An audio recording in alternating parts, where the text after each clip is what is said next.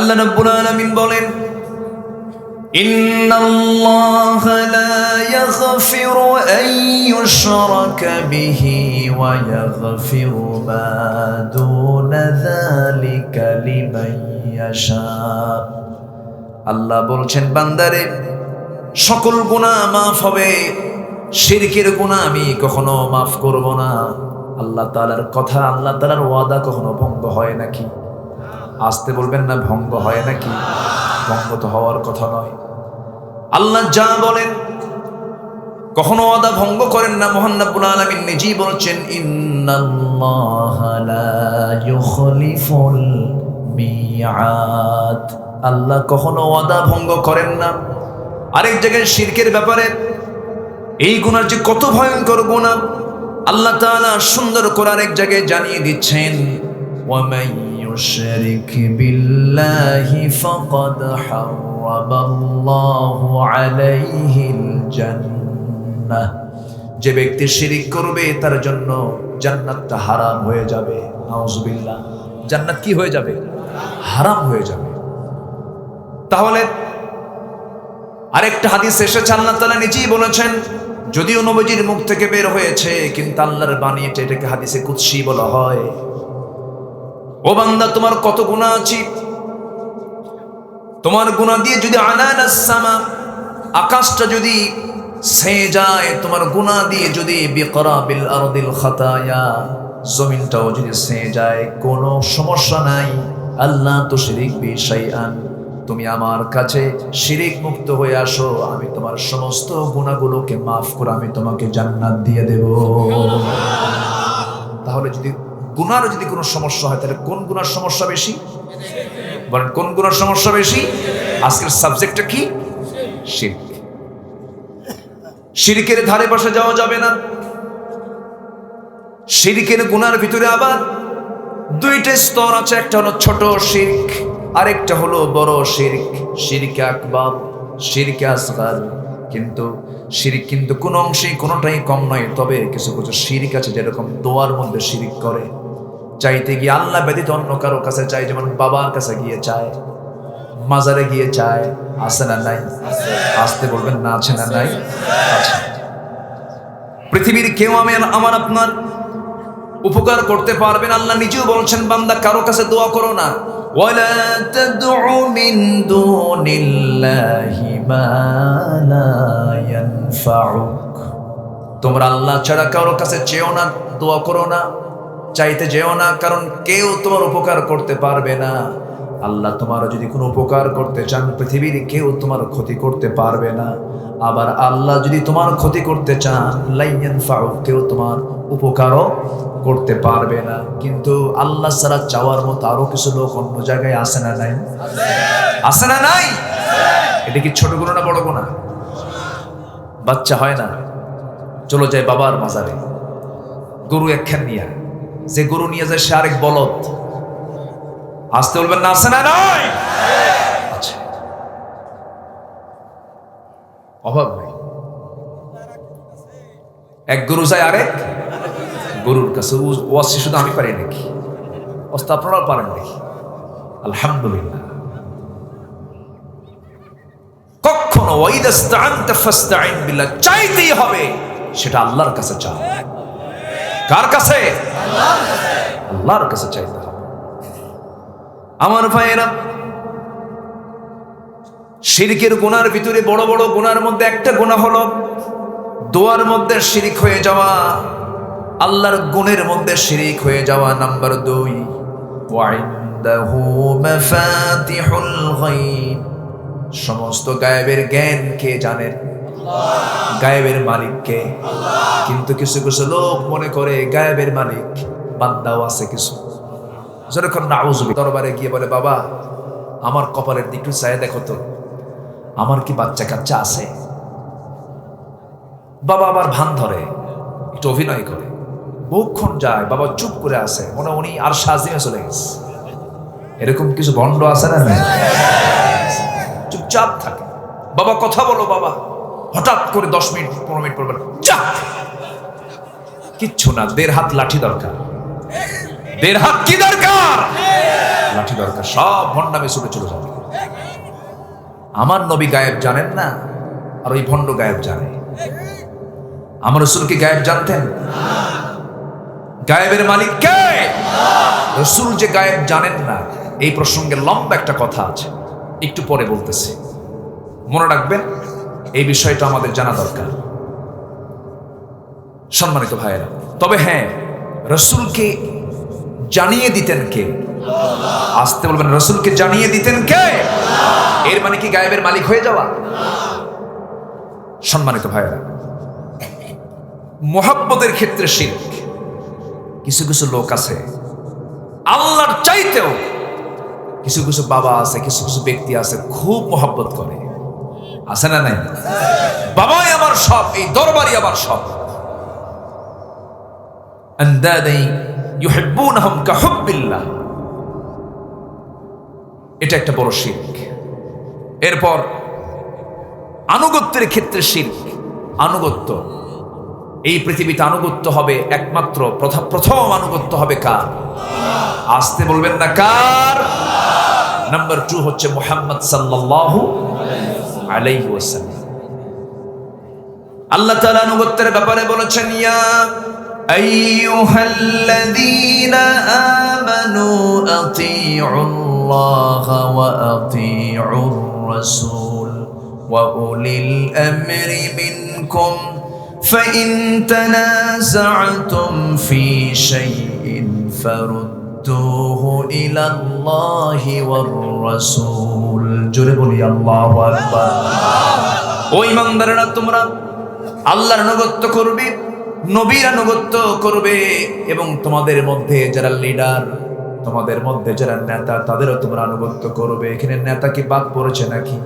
নেতা কিন্তু বাদ পড়ে নাই, তাদেরও তোমরা আনুগত্য করবে। তবে যদি তোমাদের মধ্যে যদি কোনো বিভাজন সৃষ্টি হয়ে যায়, ফাইন তানাযাতুম, যদি কোনো ঝগড়া লেগে যায়, সেই সময় তোমরা দুজনের দিকে ফিরে যাবে, আল্লাহ এবং রাসূলের দিকে ফিরে যাবে।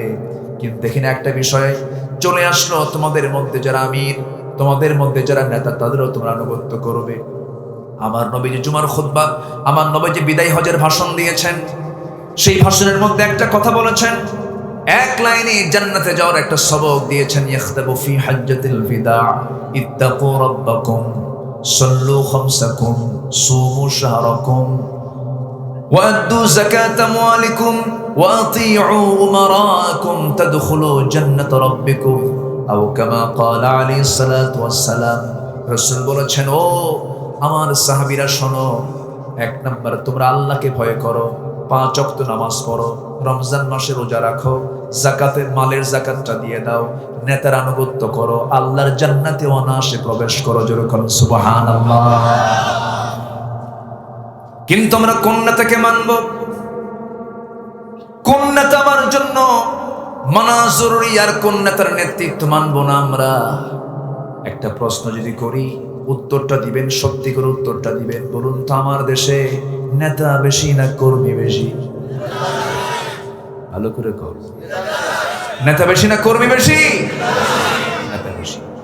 সব নেতা মঞ্চে হাজির, মঞ্চ নাই, ঠিক কিনা?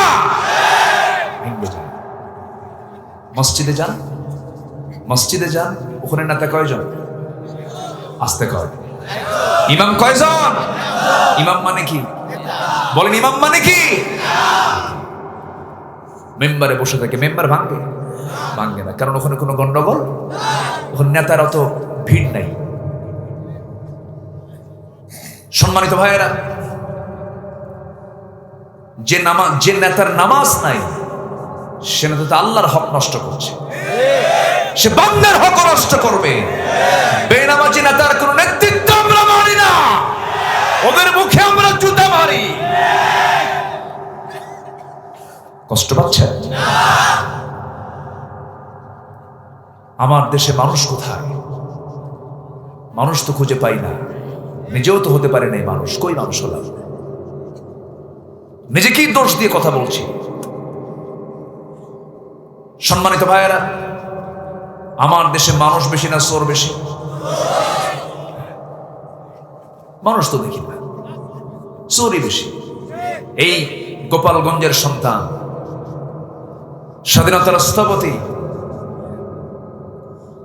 বঙ্গবন্ধু শেখ মুজিবুর রহমান। আমি তার কিছু বক্তৃতা, আমার জন্ম তো স্বাধীনতার অনেক পরে, 8 থেকে 9 বছর পরে আমার জন্ম। আমি তাকে দেখিনি, কিন্তু তার কিছু কথা আমার কানে বাজে। আমি তার কথাগুলো শুনি ভার্চুয়ালে, তার আলোচনাগুলো, তার বক্তৃতাগুলো এখনো আছে না নাই? এই দেশের জন্য তিনি অনেক কাজ করেছেন। এদেশের স্বাধীনতার আন্দোলনে বিশাল ভূমিকা তার। মজলুমের জন্য তিনি দাঁড়িয়েছেন, কথা বলেছেন। তিনি আফসোস করে স্বাধীনতার পরে কিছু কথা বলেছিলেন। তিনি বলেছিলেন, মানুষ দেশ স্বাধীন করে পায় তেলের খনি, গ্যাসের খনি, স্বর্ণের খনি, আর আমি পাইছি হলো চোরের খনি। আমার ডানে চোর, বামে চোর, সামনে চোর, পিছনে চোর। দোষ আমার নাই, এটা কিন্তু নেতা থেকেই নেওয়া। আমার কথা আমি বলছি না। উনি অনুধাবন করেছেন 70 দশকের দিকে, স্বাধীনতার পরপর। সেই চৌর্য বৃত্তি এখনো আছে না নাই? আসতে বলবেন না, আছে না নাই? এখনো আছে। জাতীয় পত্রিকার জরিপ, 14 থেকে 17 লক্ষ কোটি টাকা বিগত কয়েক বছর দেশ থেকে পাচার করলো কোন ফেরেশতারা? ফেরেশতারা? আমরা মানুষ কোথায়? মানুষ তো হতে পারলাম না। সম্মানিত ভাইয়েরা, মসজিদে গিয়ে আরাম নাই। আমি ঢোকার আগে জুতা আগে ঢোকানো লাগে। সামনে জুতা না রাখলে পিছনে যদি রাখেন নামাজ হয় কঠিন। সেজদার মধ্যে খেলে মনে হবে জুতা আছে তো। আমি কি ভুল বলতেছি? আপনি বাসে উঠবেন, পাবলিক বাসে, ভাঙ্গা থেকে, কি বলে, ঢাকা থেকে ভাঙ্গা আসবেন, এর মধ্যে কতবার যে হাত যাবে পকেটে, আপনার মোবাইলটা আছে তো। আমি কি ভুল বলতেছি? বাজারে যাবেন, বাজার করতে, সাইকেল থুয়ে শুধু ওইদিকে গেছেন, টেনশন হবে সাইকেল আছে তো। মাহফিলে বসেছেন, হুন্ডা আছে তো। কি আমি কি ভুল বলছি? বলেন, মানুষ বেশি না চোর বেশি? গত বছর চিটাগাং মাহফিল ছিল আমার, পতেঙ্গার মাহফিল। কথা বলে মঞ্চ থেকে নামলাম, ওযু কি বলে মোনাজাত শেষ করে যখন নামবো, দেখি আমার জুতা নাই। এমন ওয়াজ শুনছে, হুজুরের জুতা আউট। তাহলে মানুষের মতো মানুষ আমাকে আপনাকে হতে হবে, ঠিক কিনা বলেন? হতে হবে কার গোলাম? কার গোলাম হতে হবে? যারা আমানতদারিতা নাই, যারা ওয়াদা ঠিক নাই, তার তো ঈমানই নাই। আল মুসলিমু মান সালিমাল মুসলিমুনা বিল লিসানিহি ওয়া ইয়াদিহি। প্রকৃত মুসলমান তো সেই যার জবান থেকে এবং হাত থেকে অন্য মুসলমান নিরাপদে থাকে। আমরা কি নিরাপদে আছি? আসতে বলি, নিরাপদে আছি? কিসের মুসলমান আমরা?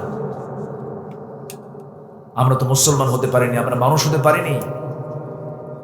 কথা বহু আছে, আস্তে আস্তে করে বলবো, কষ্ট হচ্ছে না তো? জোরে বলি ইনশাআল্লাহ। আমার ভাইয়েরা,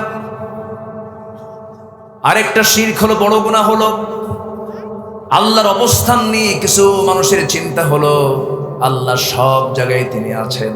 না, আল্লাহ আছেন হলো আর রহমানু আলাল আরশিস্তাওয়া। আমার আল্লাহ তাআলা আরশ আজিমের সমাসীন আছেন, কিন্তু তার ইলম সব জায়গায় আছে না নাই? সব তিনি জানেন, সব তিনি বুঝেন, সব তিনি দেখেন, কিন্তু তার নির্দিষ্ট একটা জায়গা আছে আরশ আজিম। আল্লাহ তাআলা সেই জায়গায় তিনি সমাসীন আছেন। আরশ আজিমটা কত বড়! ওয়াসিআ কুরসিয়ুহুস সামাওয়াতি ওয়াল আরদ ওয়া লা ইয়াউদুহু হিফযুহুমা ওয়া হুয়াল আলিয়্যুল আযীম। জোরে বলুন আল্লাহু আকবার। আমার আল্লাহ তাআলার আরশ আজিমটা অনেক বড়, আসমান জমিন বিস্তৃত, বিশাল বড় আরশ আজিম। সে আরশ আজিমটা কত দূর! আল্লাহ বলছেন, বান্দা তুমি যদি আমাকে ভালোবাসতে পারো, আমার সঙ্গে যদি কাউকে না শিরিক করতে পারো, আমি তোমাকে আমার আরশ আজিমের পাশে আমি তোমাকে মেহমান বানায় নেব। জোরে বলি সুবহানাল্লাহ। আমরা কার মেহমান হতে চাই? আসতে বলবেন না, কার মেহমান হতে চাই? আমরা তো মরে যাব ভাই একদিন। আমার রবিউল ভাই থাকবে না, এই যে ওলামা হযরত কেউ থাকবে না, কিসের যশ কিসের খ্যাতি সব একদিন সব শেষ হয়ে যাবে, মুখে মাটি পড়বে। কি পড়বে? মুখে মাটি পড়ে যাবে, কেউ থাকবো না আমরা। কত যত্ন করেছি মাথা থেকে পা পর্যন্ত। দেশের শ্যাম্পু চলে না, সিঙ্গাপুর থেকে নিয়ে আসে। সাবান দেশীয় চলে না, জার্মান থেকে সাবান নিয়ে আসে। পোশাক দেশের পোশাক টেইলার্স দিয়ে হয় না, অন্য দেশের ড্রেস কোড ওই সেই দেশে গিয়ে কাপড় চোপড় বানায় আসে। এমনকি আমার দেশে এমন লোক আছে চুল কাটতে সিঙ্গাপুর যায়, আছে না নাই? কত বিলাসিতা করলাম আমরা, কিন্তু মরে যাব একদিন। এই যে বসে আছি মঞ্চে আমরা, হঠাৎ করে একজনের যদি ইন্তেকাল হয়ে যায়, এই মুহূর্তে একজন মারা গেল, এত হাজার মানুষ সামনে বসে আছেন, কেউ কি বিন্দু পরিমাণ কোনো উপকার করতে পারবেন নাকি? কিচ্ছু করতে পারবেন না। বড় জোর রবিউল ভাই একটা হ্যালো দেবে, উপজেলা স্বাস্থ্য কমপ্লেক্সকে বলবে তাড়াতাড়ি একটা অ্যাম্বুলেন্স পাঠায় দেন, এখানে একটা মানুষ মারা গেছে। এখান থেকে লাশটা নামায় নেবে, চোখের পানি ফেলে ফেলে কাঁদবে। শুধু এতটুকু আমাদের কাজ থাকবে, শুধু অ্যাম্বুলেন্সের ড্রাইভারকে বলবো, ড্রাইভার এই যে লাশটা তোমার গাড়িতে উঠায় দিলাম, যত্নের সাথে পরিবারকে বুঝায় দিবা। চলে যাবে পরিবারের বাড়িতে, নিজের বাড়িতে পাঠায় দেবে, চলে যাবে লাশ, বাড়ির সামনে হাজির হবে। কিন্তু এমন পরিবারকে বুঝায় দেবে, স্ত্রী এক রাত না গেলে যার ঘুম হতো না, সন্তানগুলো আব্বা আব্বা বলে ডাকতো, কিন্তু এমন পাষাণ স্ত্রী হয়ে যাবে, এমন পাষাণ সন্তানগুলো হয়ে যাবে, লাশটা বাহিরে থেকে ভিতরেও একটা বারের জন্য তুলবে না। বারান্দাতেও স্থান হবে না, বেডরুমেও জায়গা হবে না। আমাকে সোজা নিয়া ওই বাড়ির আঙ্গিনার একটা কোনায় কাপড় দিয়ে আড়াল করে, একটু পর্দা সিস্টেম করে, চকিতে নিতার দেহটা ফেলে দিয়া লোক ডাকবে, দেখো কে গোসল করায়। সবাই তো পারে না এই সমস্ত কাজ করতে, অনেকে ভয় পেয়ে যায়, অনেকে অজ্ঞান হয়ে যায়। ওই জাতীয় লোকটা চলে আসবে, কেচি দিয়া সেলাইওয়ালা কাপড় চোপড়গুলো কেটে ফেলবে।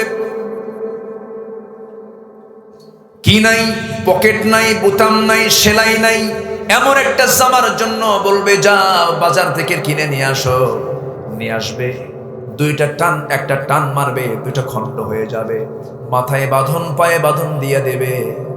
সামনে লাশটা জানাজার জন্য হাজির হবে। লোকজন আসতে দেরি হচ্ছে, কিন্তু দেরি করা যাবে না।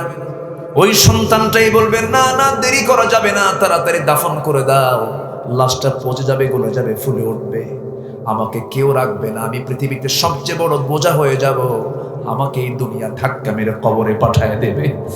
কবরে শোয়া দিবি, বাঁশ চাপা দিবি, মাটি চাপা দেবে, বাঁশ বাড়িয়ার বাঁশ কাটবে, কেটে দিয়া বাঁশ চাপা দিয়া, মাটি চাপা দিয়া ওই যে বিদায় দিয়ে আসবে। দিন শেষে আমার বন্ধু কেউ নয়, একমাত্র কেবলমাত্র শুধুমাত্র কে? জোরে বলেন কে? সে আল্লাহর কাছেই যখন ফিরে যাব আমরা। আল্লাহর হক নষ্ট করা যাবে না। আল্লাহর হক নষ্ট হয় কখন? যখন বান্দা কি করে? বলেন বলেন বলেন। আজকের সাবজেক্টটা কি বলেন? শিরিক করা। শিরিক না করা, শিরিক করব না আমরা, শিরিকের ধারে পাশে আমরা যাব না। শিরিক করলে জান্নাতটা হারাম হয়ে যাবে, জান্নাতের গন্ধ কখনো পাওয়া যাবে না। শিরিকের কিছু ব্যাখ্যা আমরা এর মধ্যে থেকে শুনতে পেলাম। আর একটা শিরিক হলো বিচারের ক্ষেত্রে শিরিক করা। বিচারের ক্ষেত্রে যে বান্দা আল্লাহর আইন ছাড়া অন্য কোনো কিছু দিয়ে বিচার করবে, সে শিরিকের কাজ করে ফেললো। এমন আকাম কুকাম তো আমার দেশের নাই। আসতে বলে আছে না নাই? রসুলকে খুব ভালোবাসে, খুব রসুলকে খুব মহব্বত করে, দরুদ পড়ে, চোখের পানি ফেলে ফেলে কান্দি। কিন্তু রসুলকে শুধু নামাজে মানতে চায়, রসুলকে শুধু মিষ্টি খাওয়াতে মানতে চায়, রসুলকে শুধু সুন্নত নামাজে মানতে চায়, রসুলকে শুধু নখ কাটতে নিয়ে মানতে চায়, কিন্তু রসুলকে রাষ্ট্র পরিচালনায়, রাজনীতির ময়দানে মানতে চায় না।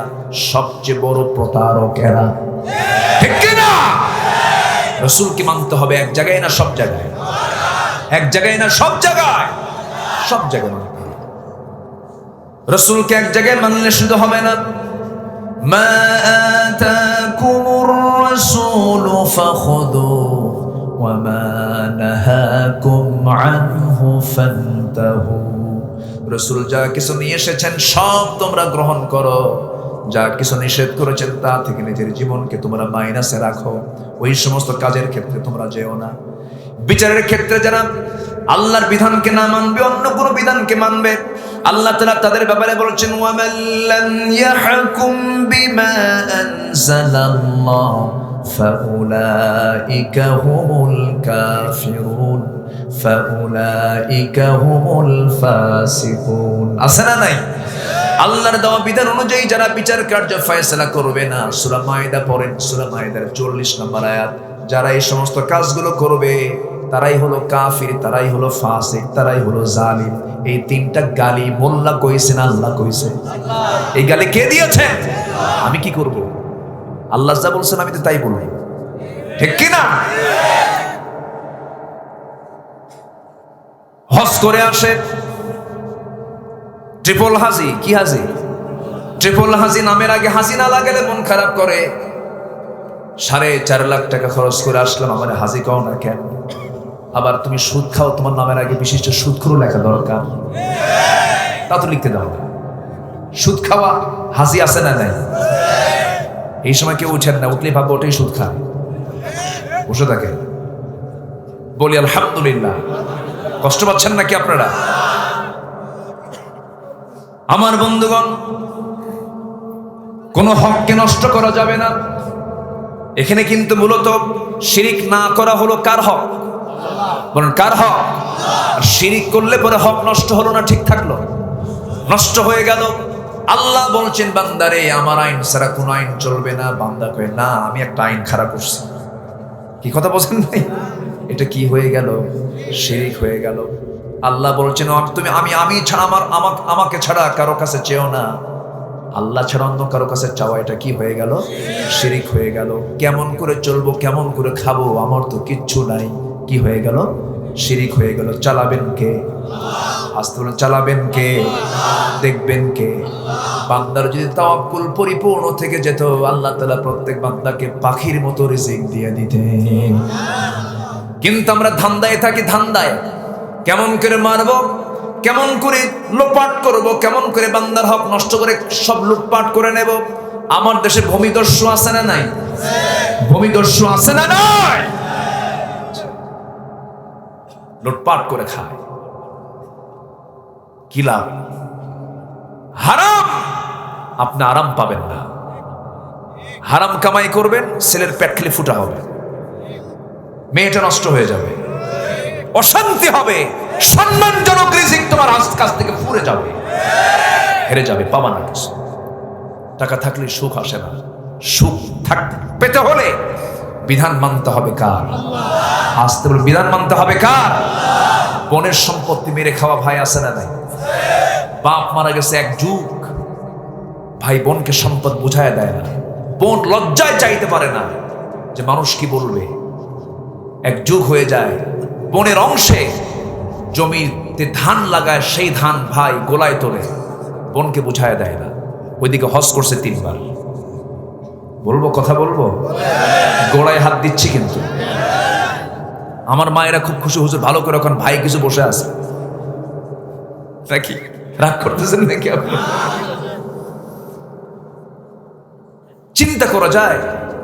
আবার মাঝে মাঝে দাওয়াত দেয় ভাই, বোনকে বছরে 2-3 বার দাওয়াত দিয়া বাড়িতে নিয়ে এসে দাওয়াত খাওয়ায়, পোলাও কোরমা, দই মিষ্টি, সুন্দর সুন্দর খাবার টাবার খাওয়ায়া মাঝে মাঝে পাশে বসা একটু ওয়াজও করে। বোন শোনো, তুমি তো আমার বোন, আমি তোমার ভাই, আব্বা মারা গেছে, তুমি কিছু জমি পাও এটা ঠিক, কিন্তু একটা কথা বলি বোন, কি অংশ নিলে কিন্তু ধ্বংস হয়। কি ওয়াজটা দিল দেখে। এটি কি কোরআন থেকে আসা না শয়তান থেকে আসা? কি থেকে আসা?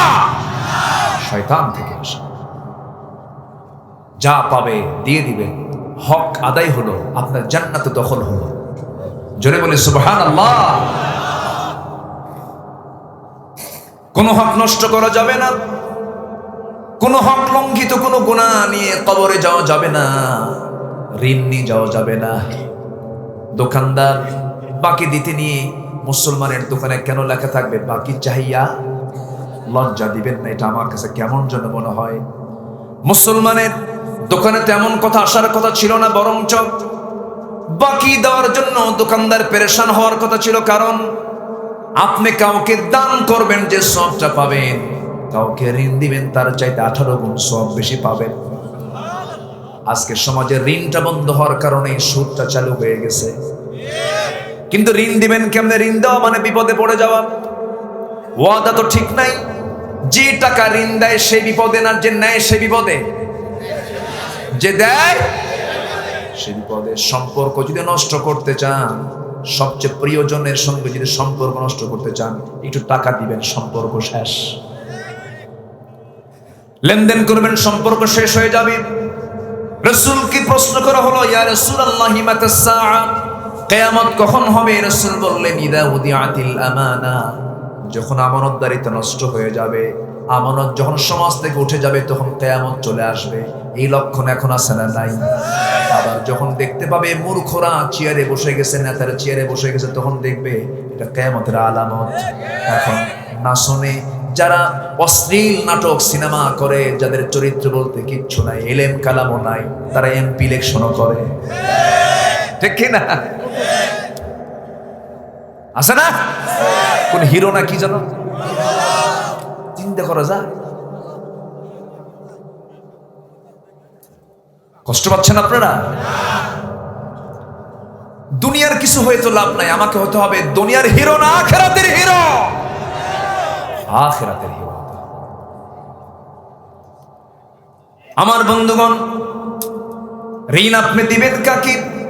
ঋণ দিয়েছেন আপনি, বিপদে পড়ে গেছেন, চাইতে গেছেন ভাই টাকাটা কখন দিবা, অমুক দিন আসো, সেই দিনও গেছেন দেয় না, তারপরের দিন গেছেন তাও দেয় না, শেষে সর্বশেষ দিন যে যখন বলছেন ভাই তুমি সত্যি করে বলো তো আমাকে টাকা দিবা নাকি, লোকজনের সামনে কিছু বসা, চোখটা লাল বানায় বলতেছে আমার কি কোনো দাম নাই, এতগুলো লোকের সামনে টাকা চাও, যাও আমি টাকাই দেবো না। আছে না নাই? রাগের ঠেলায় জবাবে বলে আল্লাহ তুমি সাক্ষী থাকো, এই লোকের কাছে আর জীবন আমি টাকা চাবো না, যা তোর থেকে টাকা আদায় করবো হাসরের দিন। জবাবে এখন ওই লোক বলে লম্বা ডেট পাইলাম। কি ডেট পাইছে? এই হচ্ছে আমাদের ইমানের হালত। আলোচনা চালাই, জোরে বলি ইনশাআল্লাহ। কোন গুনাহ মাফ হবে না? শিরক করো না, বিদআত করো না, আল্লাহ ছাড়া কারো কাছে মাথা নত করো না। শিরক করো না, বিদআত করো না, আল্লাহ ছাড়া কারো কাছে মাথা নত করো না। পীরের পূজা গোরের পূজা ইসলামেতে নাই, তবু মানুষ আল্লাহ ছাড়া মাথা যেন আয়। পীরের পূজা গোরের পূজা ইসলামেতে নাই, তবু মানুষ আল্লাহ ছাড়া মাথা যেন আয়। আল্লাহর কোরআন নবীর হাদিস ছাড়া কিছুই মেনো না। শিরক করো না, বিদআত করো না, আল্লাহ ছাড়া কারো কাছে মাথা নত করো না। শিরক করো না, বিদআত করো না, আল্লাহ ছাড়া কারো কাছে মাথা নত করো না। জোরে বলি আমিন। শিরকের ধারে পাশে আমরা যাব না, জোরে বলি ইনশাআল্লাহ। হক আদায় করবো সবার আগে কার? ইবাদত করবো কার? সূরা নিসার 36 নম্বর আয়াত আল্লাহ বলছেন ওয়াবুদুল্লাহ, আমার ইবাদত করো, ওয়ালা তুশরিকু বিহি শাইআন, আমার সঙ্গে কোনো শিরিক করো না, শিরিকের ধারে পাশে যেও না। ইবাদতটা কি? জীবনের সকল জায়গায় যে কাজটাই আমি করতে যাব, একটা কদম ফেলবো, সে জায়গায় দেখতে হবে আমার আল্লাহ তাআলা কি বলে দিয়েছেন, হুবহু সেটাকে ফলো করা মানে ইবাদত করা। যে ইসলামের নখ কাটার বিধান আছে, সেই ইসলামে কোনো কিছুকে বাদ পড়েছে? আসতে বলেন, কোনো কিছুকে বাদ পড়েছে? আমার ভাইয়েরা, এই পৃথিবীতে আল্লাহ রাব্বুল আলামিন বান্দাকে যে পাঠিয়ে দিয়েছেন, পাঠানোর মূল দায়িত্ব হলো, মূল কারণ হলো, মূল কাজটা হলো বান্দার কি, সেটা হলো আল্লাহ তাআলা সুন্দর করে বলছেন ইয়া আইয়ুহান নাসু উবুদু রাব্বাকুম আল্লাযী খালাকাকুম ওয়াল্লাযীনা মিন ক্বাবলিকুম লাআল্লাকুম তাত্তাকুন। হে মানব মণ্ডলী, তোমরা সেই মহান রবের গোলামি করো যিনি তোমাদেরকে সৃষ্টি করেছেন, তোমার পূর্বের সকল মানুষকে সৃষ্টি করেছেন। সেই মহান রবের তোমরা গোলামি করো, ইবাদত করো। সেই ইবাদতই আংশিক করবে না, পুরোপুরি তোমাকে দাসত্ব মানতে হবে। নামাজে মানবে, তুমি সমাজে মানবে না। সমাজে কোরআনকে মানবে না, নামাজে কোরআনকে মানবে, তুমি মুনাফিক হয়ে গেছো। ঠিক কিনা বলেন? এমন লোক সমাজে আছে না নাই? শিরক করো না, বিদআত করো না, আল্লাহ ছাড়া কারো কাছে মাথা নত করো না। আবার এই জায়গায় আরেকটা খুবই সুন্দর করে বলছেন, ও নামাজি কোরআন দিয়ে নামাজ পড়ো, সমাজ কেন গড়ো না। কোরআন দিয়ে নামাজ পড়ো, সমাজ কেন গড়ো না। আছে না নাই? আছে, আছে, এরকম আছে। কোরআন কি শুধু নামাজের জন্য আসছে? সমাজ গড়ার জন্য কোরআন ভূমিকা আছে না নাই? সম্মানিত ভাইয়েরা, ইবাদতের ভিতরে মূল একটা ইবাদত হলো 5 ওয়াক্ত নামাজ। কয় ওয়াক্ত নামাজ? 5 ওয়াক্ত নামাজ। আজকে আমি যদি আপনাকে একটা প্রশ্ন করি, বলুন তো, বাঁশবাড়িয়ার যত ঘর আছে প্রত্যেকটা ঘরকে যদি আপনি জরিপে নিয়ে আসেন, কত % লোক নামাজ পড়ে? বলেন। আচ্ছা, আমি যদি জাতীয়ভাবে জরিপ করতে যাই, যদি বলি যে গোটা দেশে মুসলমান হলো 90%, আর নামাজ পড়ে কত %? কত? বলেন কত %? 5%। আর বাকি 95% নামাজ পড়ে না। আমি কি আলোচনা শেষ করে দেব নাকি? এই যে লোকজন যায় কেন? এই যে বসেন না, একটু বসেন না, একটু মেহেরবানি করে বসুন, একটু ধৈর্য ধরুন। মাহফিলের এক একটা শ্রোতা হচ্ছে বাগানের ফুলের মতো। যদি একটা ফুল কমে যায়, একটা ফুল যদি কমে যায়, বাগানের সৌন্দর্য বাড়ে না কমে? সৌন্দর্য নষ্ট হয়ে যায়। আপনি ওঠার কারণে মাহফিলের সৌন্দর্য নষ্ট হয়ে যাওয়া মানে কি জানেন? এটা আপনার জন্য একটা বিপদ। আমি যাব না, জোরে বলি ইনশাআল্লাহ। মাহফিলে বসে যদি মজা না পাওয়া যায়, কোরআন শুনে যদি মজা না পাওয়া যায়, সেজদা দিয়ে যদি তৃপ্তি না পাওয়া যায়, কোরআন তেলাওয়াতে যদি মজা না পাওয়া যায়, ভাবতে হবে দিলের মধ্যে শয়তান বড় ওয়াসওয়াসা দিয়ে যাচ্ছে। ফিফা ওয়ার্ল্ড কাপ হলো রাত 3টার দিকে খেলা, ওযু কইরা তাহাজ্জুদের নিয়তে খেলা বসতে শুরু করছে। আছে না নাই? 90 মিনিটও গোল হয় না, আরো 30 মিনিট, তাও সমস্যা নেই। চাচার বয়স 70, তাও দেখা যায় যুবকের মতো দেখে। আছে না নাই? ওখানে মজা পাবেন, মাহফিলে মজা পাবেন না। ভাবতে হবে শয়তান বড়টা ধরছে। সম্মানিত ভাইয়েরা, ইবাদতের মূল হচ্ছে নামাজ। সবাই কি নামাজ পড়তে রাজি আছি? বাঁশবাড়িয়া 100% এই মাহফিলের ফলাফল আমি এটাই দেখতে চাই। বাঁশবাড়িয়ার প্রত্যেকটা ফ্যামিলি প্রত্যেককে 5 ওয়াক্ত নামাজ পড়বে। 100% নামাজির গ্রাম হবে বাঁশবাড়িয়া। কি বলেন আপনারা? 5 ওয়াক্ত নামাজ পড়বেন। কারা কারা একটু হাত উঁচু করে দেখান, জোরে বলি ইয়া আল্লাহ। আমাদেরকে 5 ওয়াক্ত সালাত আদায় করার তৌফিক তুমি আল্লাহ দিয়া দাও। জোরে বলি আমিন, আরো জোরে আমিন। নামাজকে ছেড়ে দেওয়া যাবে? নামাজ তো পড়বই আমি, কিন্তু নামাজ তো মুনাফিকরাও পড়ে, নামাজ তো মুশরিকরাও পড়ে। কিন্তু আমাকে নামাজটা পড়তে হবে শিরিক মুক্ত হয়ে, নামাজটা আদায় করতে হবে নিফাক মুক্ত হয়ে, নামাজটা আদায় করতে হবে। আমার বন্ধুগণ, আমি যদি বিশ্বাস করি মানুষ গায়েবের খবর জানে, আমার শিরিক হয়ে গেল। ইভেন আমার রাসূল পর্যন্ত শিরিক, আমার রাসূল পর্যন্ত গায়েব জানতেন না। রাসূল গায়েবের খবর কোনো জানতেন না। একটা প্রেক্ষাপট আমি বলতে চেয়েছিলাম, সেই দিকেই চলে যাচ্ছে। আমার নবীজির জীবনে সবচাইতে বড় শত্রুতা করেছে হলো মুনাফিক চক্র। সেই মুনাফিক আজকের সমাজে আছে না নাই? আছে। মুনাফিককে চেনার জন্য আল্লাহ তাআলা একটা পৃথক সূরা দিয়েছেন, সূরা মুনাফিকুন। আগামীতে যদি সুযোগ হয় মুনাফিকুন থেকে কথা হবে। মুনাফিক কারা? মুনাফিকের এক নম্বর চরিত্র হলো আল্লাহু ইয়াশহাদু ইন্নাল মুনাফিকিনা লাকাযিবুন। মুনাফিকদের এক নম্বর চরিত্র হলো মুনাফিকরা উঠতে বসতে মিথ্যা কথা বলে। এমন লোক তো বাংলার জমিনে নাই। আসতে বলবেন না, আছে না নাই? মুনাফিকদের শাস্তি সবচাইতে কম না বেশি? এই মুনাফিকদের দ্বারা আমার নবীজি আক্রান্ত হয়েছেন বারবার।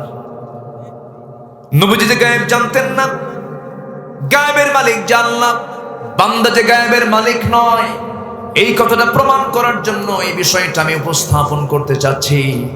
আমার নবীজি কোন একটা বড় যুদ্ধের ময়দান থেকে ফিরে আসতেছিলেন, বউকে সাথে নিয়ে রাসূল যুদ্ধে যেতেন।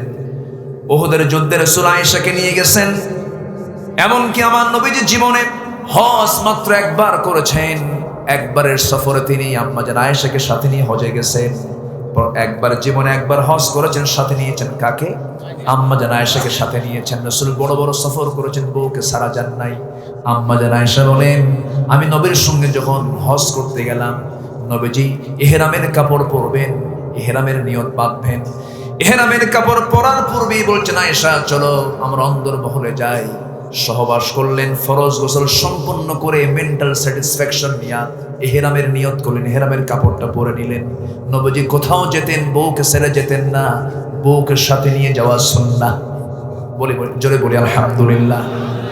বউকে নিয়ে গেলে অনেক নিরাপত্তাও আছে, ওয়াসওয়াসা থেকে বাঁচা যায়।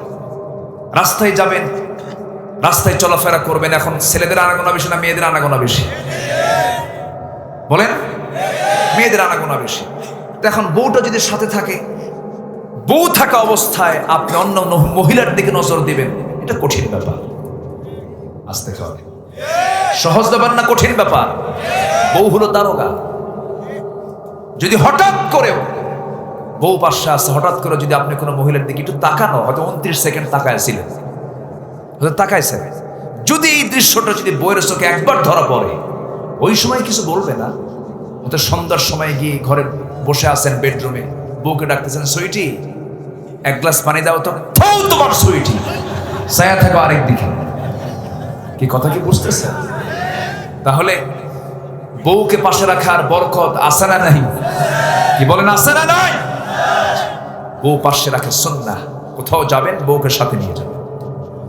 আমার নবীজি যুদ্ধের ময়দানেও স্ত্রীকে বাদ দিয়ে যান নাই, সাথে নিয়ে গেছেন। তারা হচ্ছে ইমানের পাহারাদার। কিসের পাহারাদার? ইমানের পাহারাদার। অন্যের বউ না, কিন্তু নিজের বউ। যুবকরা আবার ভুল বুঝো না, নিজের বউ কিন্তু। এখন তো আবার বিয়ে করতে চায় না। এখন তো পরকীয়ার পরিমাণ সমাজে কমছে না বাড়ছে? পরকীয়ার পরিমাণ কমছে না বাড়ছে? এই নোংরামি বাড়ার মূল কারণ হলো বিজাতীয় সিনেমা নাটক বাংলাদেশে ঢুকে পড়া।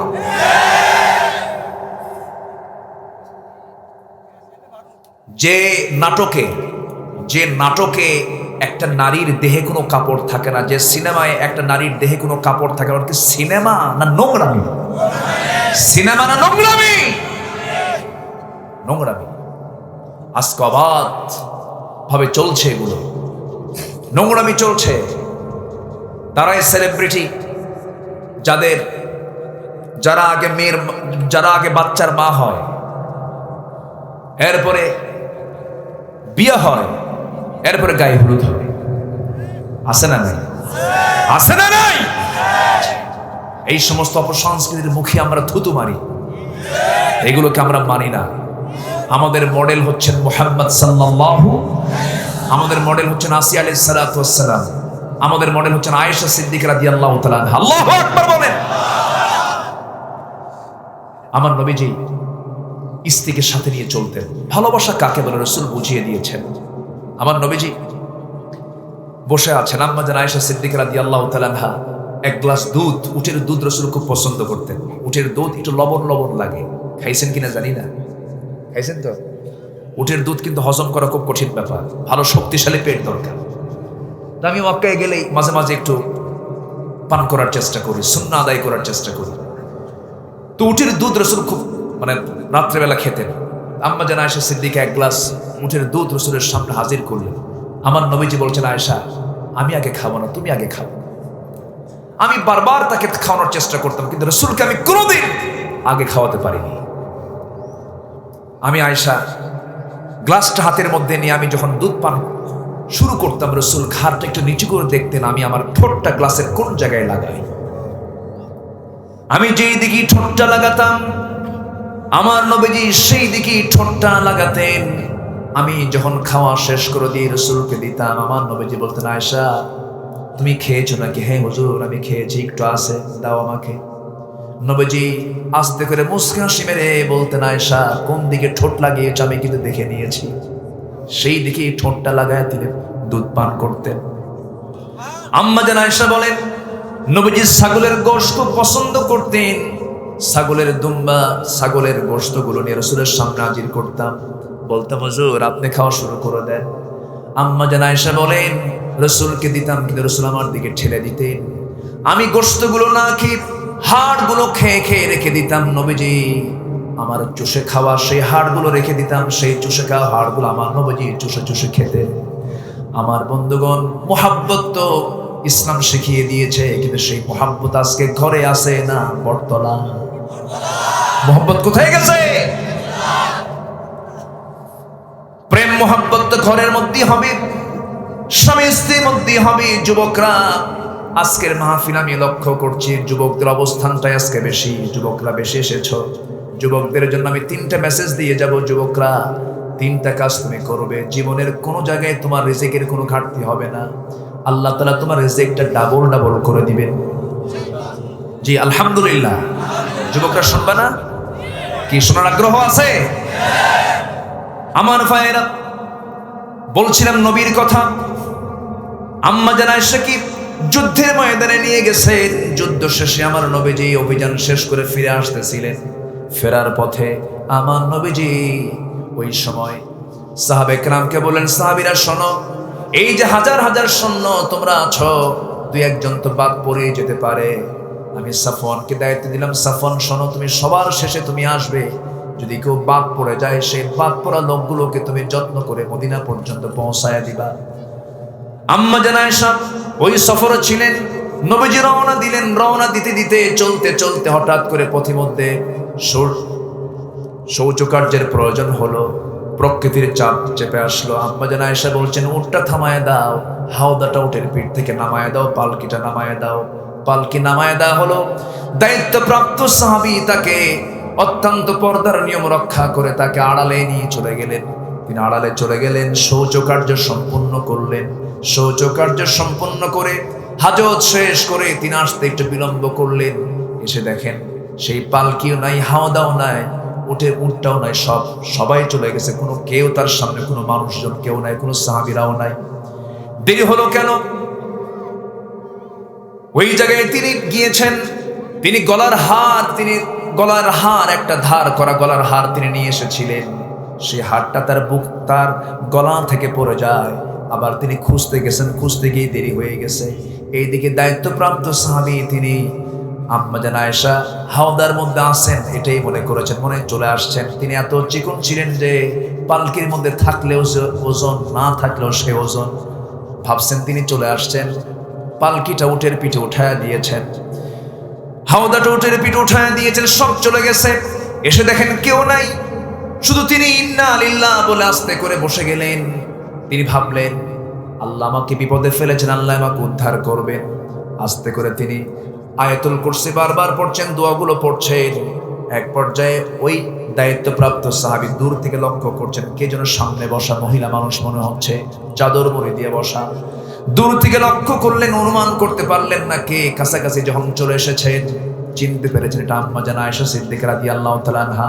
চিনতে পারলেন এই জন্য কারণ পর্দার আয়াত নাযিলের পূর্বে আম্মা জান আয়েশাকে ওই সাহাবী দেখেছিলেন, এই জন্যই তাকে চিনতে পারলেন। এরপরে বলছেন, আম্মা জান আয়েশা আমি আপনাকে চিনতে পেরেছি, কোনো টেনশন করবেন না। রাসূল আমাকে দায়িত্ব দিয়েছেন, আমি নিরাপদে অত্যন্ত সম্মান দিয়ে, আপনি তো উম্মতের জন্য মা, আপনি উম্মুল মুমিনিন, আপনি কোনো চিন্তা, মুমিনদের মা, আপনি কোনো চিন্তা করবেন না। নবীজি আমাকে এই গুরু দায়িত্ব দিয়েছেন, আমি আপনাকে অত্যন্ত যত্নের সাথে সম্মান করে নবীর ঘর পর্যন্ত পৌঁছায় দেব। তাকে ঘোড়ার পিঠে করে রাত্রেবেলায় নিয়ে গিয়ে নবীর কাছে যখন, নবীর ঘরে যখন পৌঁছায় দিলেন, এই কথা যখন মুনাফিকদের কানে চলে গেছে, মুনাফিকরা এই কথাটাকে বড় বানায় ফেলে দিয়া অনস্তিত্ব থেকে অস্তিত্ব বানায় ফেললো। সকালবেলা প্রত্যেক জায়গায় টপ নিউজ করে ফেললো, ব্রেকিং নিউজ করে ফেললো, আপডেট নিউজ করে ফেললো। মুনাফিকদের মিডিয়া দুর্বল হয় না মজবুত হয়? কি মজবুত হয়ে যায়। চতুর্দিকে তারা মিডিয়ায় ছড়ায় দিল যে তোমরা কি জানো, গত রাতে আয়েশা একজন পরপুরুষের সঙ্গে, সাফওয়ানের সঙ্গে গোটা রাত ঘোড়ার পিঠে আসছে। আয়েশা তার চরিত্র হারিয়ে ফেলেছে, তার সতীত্ব নষ্ট হয়ে গেছে। যেরকম নাউজুবিল্লাহ। এই কথাটা যখন মদিনার অলিতে গলিতে যখন ছড়িয়ে দেওয়া হলো, নবীর কান পর্যন্ত সংবাদটা চলে এলো। আমার নবীর শোনা মাত্রই তিনি, তার মনটা কেমন যেন হয়ে গেল। স্ত্রীর বিরুদ্ধে কোনো কথা শুনলে স্বামীর কি ভালো লাগার কথা নাকি? আমার নবী আস্তে করে ঘরের মধ্যে ঢুকলেন, ঢুকে বলছেন, আয়েশা, কি যেন কথা আমার কানকে ভারী করে দিয়েছে। আয়েশা, মনক্ষুণ্ণ হয়েও না। ওরে আয়েশা, আমি তোমাকে এই মুহূর্তে বলতে চাই যে অবস্থা মদিনার শুরু হয়েছে, আমার মনে হয় তোমার এই মুহূর্তে আমার ঘরে না থেকে, স্বামীর ঘরে না থেকে তোমার বাবার ঘরে যাওয়া উচিত। তুমি তোমার বাবার ঘরে যাও। আল্লাহর ফয়সালা, আল্লাহর সিদ্ধান্ত না আসা পর্যন্ত তোমার ওই জায়গাটা নিরাপদ। আমার কাছে তোমার থাকাটা নিরাপদ নয়, ভালো মনে করছি না, তুমি চলে যাও। আমি তোমাকে সন্দেহ করছি না, তবে আমি তোমাকে কোনো কিছুই বলবো না, তুমি এখন চলে যেতে পারো। এই কথা যদি স্বামীর মুখ থেকে কোনো স্ত্রীর সামনে যদি কোনো স্বামী বলে ফেলে, স্ত্রীর সেই সময় মনে হবে আসমান যেন ভেঙে পড়েছে। আম্মা জান আয়েশা এই কথা শোনা মাত্রই বলে ফেললেন, ইয়া রাসূলুল্লাহ, আপনি শুধু আমার স্বামী নন, আপনি আমার শুধু স্বামীর পরিচয় আপনার শুধু নয়, আপনি বিশ্ব নবী, আপনি আল্লাহর রাসূল। আপনি আমাকে হুকুম করেছেন, অবশ্যই আমি মানব। আমি আমার বাবার ঘরে চলে যাচ্ছি, তবে একটা কথা, ইয়া রাসূলুল্লাহ, মন খারাপ করা যাবে না।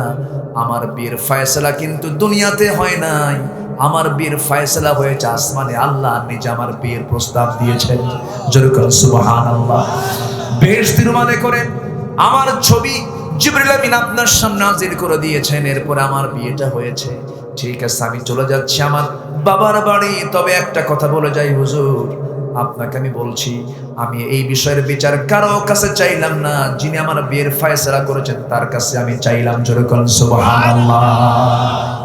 আমার নবী যদি গায়েব জানতেন তখন কি বলতেন?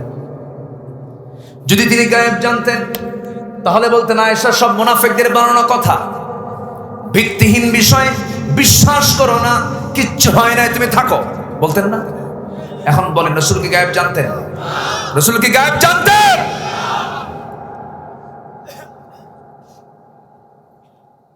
ইতিহাস যখন চলে এলো, একটু ফিনিশিংটা দিয়ে দেই। আমার নবীজি ঘুমাতে যান, ঘুমাতে পারেন না। আম্মা জান আয়েশা নাই। আম্মা জান আয়েশা বলেন, 9টা কারণে আল্লাহ তাআলা আমাকে শ্রেষ্ঠত্ব দান করেছেন, 9টি কারণে আল্লাহ তাআলা আমাকে মর্যাদা দিয়েছেন।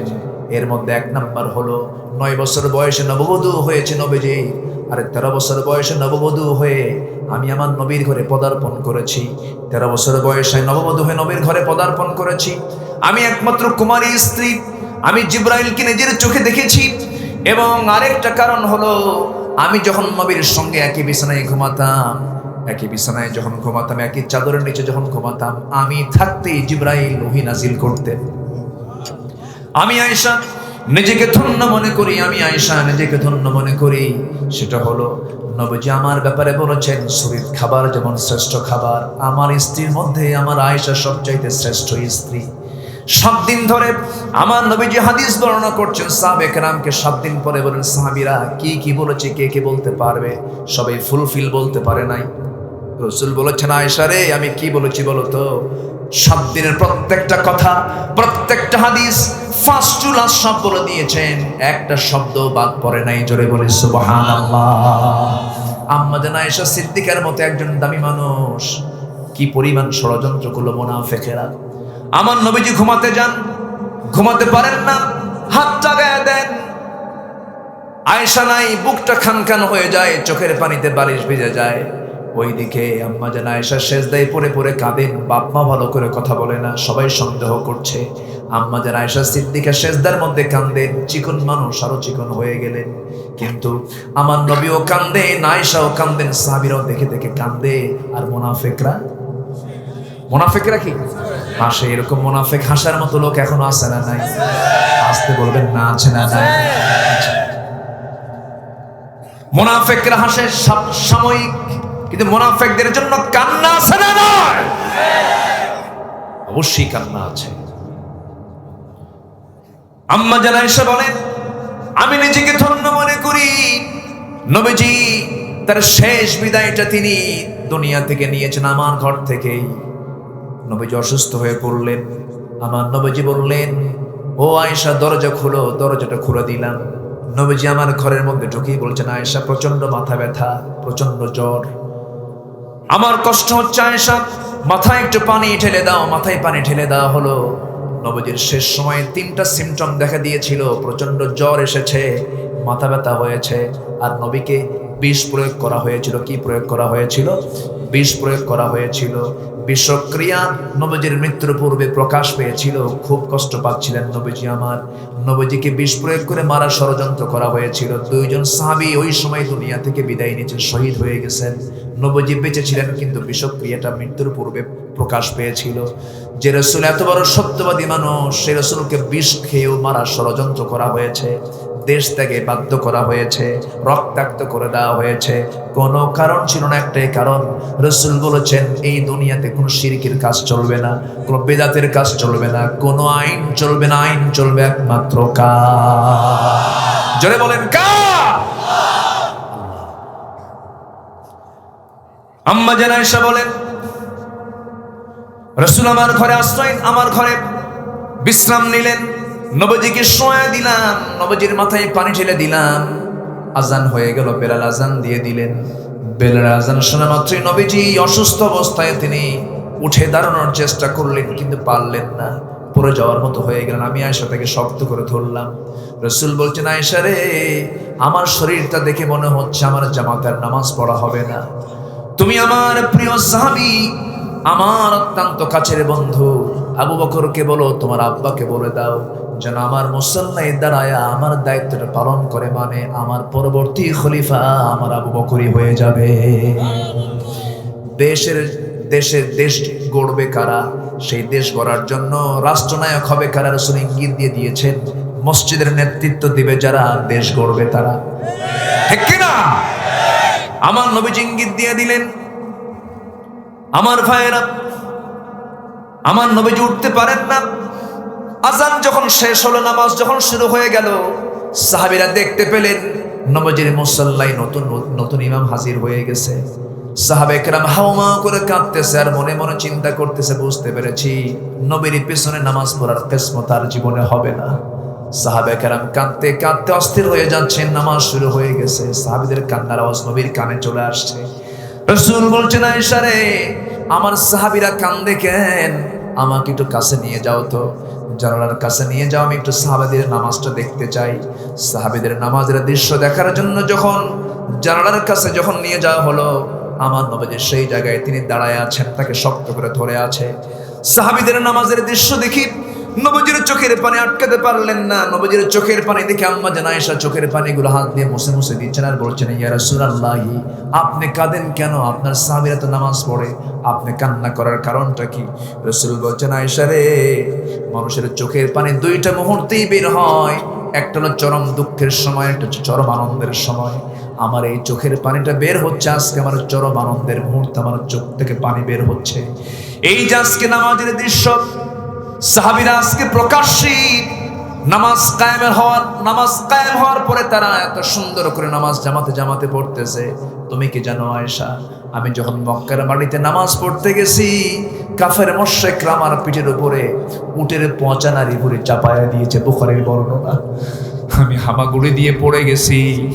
আমার মেয়ে ফাতিমা টান মেরে সেই নারী ভুঁড়িগুলো, উটের নারী ভুঁড়িগুলো টান দিয়েছে। আমি নামাজে দাঁড়াইছি, হাতের মধ্যে মূর্তি ঢুকায় দিয়েছে। আমার সাহাবীরা নামাজ পড়তে গেছে, ডিস্টার্ব করেছে। এই নামাজ কায়েমের জন্য তায়েফের ময়দানে আমাকে মার খেতে হয়েছে। উহুদের ময়দানে দাঁত ভেঙে দিয়েছে। খন্দকের পরীক্ষা খনন করার সময় কোদাল মারতে মারতে মাটি খনন করতে করতে আমার কোমরটা এই যে কুজা হয়ে গেছে, আয়েশা সোজা করতে পারি না। এই যে এত কষ্টগুলো করলাম জীবনে, আমার হাজার সাহাবীরা যুদ্ধের ময়দানে যুদ্ধ করতে গিয়ে অনেকে শহীদ হয়েছে, অনেকে অঙ্গহানি হয়েছে। সেই আজকে দিন কায়েম হয়েছে, নামাজ কায়েম হয়েছে। এই দৃশ্য দেখে আমি আগের স্মৃতি মনে হচ্ছে আর আমি কাঁদতেছি। আম্মা জান আয়েশা আস্তে করে সেই জায়গা থেকে ধরে নিয়ে আস্তে করে তাকে শোয়া দিলেন। শোয়া দিয়ে বলছেন, ইয়া রাসূলুল্লাহ, আপনি শান্ত হন, আপনি ঠান্ডা হয়ে যান, আপনি কিছু বলতে চান নাকি বলুন। এবার রাসূল বলছেন, আয়েশা রে, আমার কলেজার টুকরা মেয়ে ফাতিমাটা কই, ফাতিমাকে ডাকো তো। সঙ্গে সঙ্গে ফাতিমা হাজির। রাসূল দেখতেছেন ফাতিমার কান্না। নবীজি বলছেন, ফাতিমা কাছে আয় রে। কানের মধ্যে মুখ ঢুকিয়ে বলছেন, ফাতিমা কেঁদো না, কেঁদো না, দুনিয়াতেও কাছে ছিলা, আমার কবরের জিন্দেগিতে তুমি আমার কাছেই থেকে যাবা, তুমি যাও। ফাতিমার কান্না থেমে গেল। ফাতিমা কান্না থামায়া দিয়ে হাসতে হাসতে ঘর থেকে বের হয়ে চলে গেলেন। মৃত্যুর সংবাদ শুনলে মানুষ ভয় পায়, কিন্তু ফাতিমা মৃত্যুর সংবাদ শুনে আনন্দ পেয়ে গেলেন, তিনি বিদায় নিলেন। এবার রাসূল বলছেন, আয়েশা রে, আমি মনে হয় মারা যাব, একটা মেসওয়াক এনে দাও তো। মেসওয়াক এনে দেওয়া হলো। মেসওয়াকটা দেওয়ার আগে আম্মা জান আয়েশা করলেন কি, মেসওয়াকের আগাটা শক্ত ভেবে চাবায়া চাবায়া নরম করে দিচ্ছেন। সঙ্গে সঙ্গে রাসূল এটা দেখতে পেলেন, মুস্কি মুস্কি হাসি মারলেন, দাও মেসওয়াকটা। মেসওয়াকটা নিয়ে আগে মেসওয়াক শুরু না করে আগায় লেগে থাকা আম্মা জান আয়েশার মুখের থুতু লালাগুলো চুষে চুষে পান করছেন আর মুস্কি মুস্কি হাসতেছেন। আর বলছেন, আয়েশা রে, আমি তোমাকে একটু খুশি করার চেষ্টা করলাম, আমি দুনিয়াতে মনে হয় বাঁচবো না, দুনিয়া থেকে বিদায় নিয়ে নেবো। আয়েশা, একটা কথা তোমাকে বলে যায় আয়েশা, আমার উম্মতকে জানিয়ে দিবা, আমার উম্মতরা যেন 5 ওয়াক্ত নামাজ না ছেড়ে দেয়। যেরকম সুবহানাল্লাহ। নবীজি দুনিয়া থেকে বিদায় নেবেন। আম্মা জান আয়েশা বলেন, আমি নিজেকে ধন্য মনে করি, আমার নবীজি আমার সঙ্গে শেষ কথা বলেছেন, আমার মুখের লালা তিনি খেয়ে দুনিয়া থেকে বিদায় নিয়েছেন। এবং রাসূল যখন মারা যান, আমার উরুতে মাথা রেখে রাসূল দুনিয়া থেকে বিদায় নেন।